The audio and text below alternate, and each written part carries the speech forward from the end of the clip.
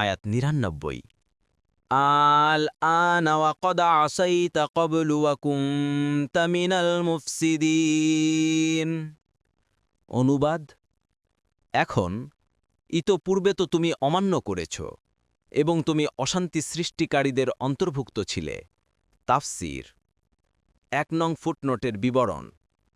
এ আয়াতে মুসা আলাইহিসসালামের বিখ্যাত মুওজেজা সাগর পাড়ি দেয়া এবং ফিরাউনের ডুবে মরার বর্ণনা করার পর বলা হয়েছে, হাত্তা ইযা আদরাকাহুল গরাকু ক্বালা আমানতু আন্নাহু লা ইলাহা ইল্লাল্লাযী আমানাত বিহি বানু ইসরাঈল ওয়া আনা মিনাল মুসলিমিন।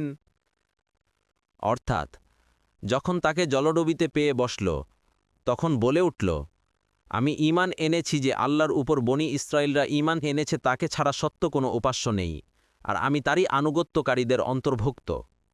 স্বয়ং আল্লাহ জাল্লা শানহুর পক্ষ থেকে তার উত্তর দেয়া হয়েছে, আল আনা ওয়া কদ আসাইতা ক্বাবলু ওয়া কুনতা মিনাল মুফসিদিন। অর্থাৎ, কি এতক্ষণে ঈমান এনেছ, অথচ ঈমান আনার এবং ইসলাম গ্রহণের সময় অতিবাহিত হয়ে গেছে।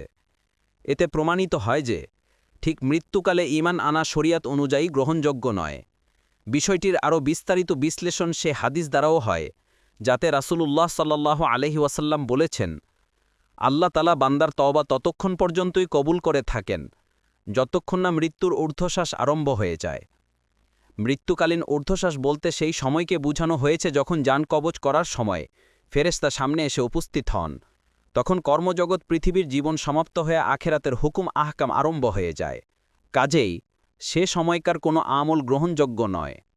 এমন সময়ে যে লোক ঈমান গ্রহণ করে তাকেও মুমিন বলা যাবে না, এবং কাফন দাফনের ক্ষেত্রে মুসলিমদের অনুরূপ ব্যবহার করা যাবে না।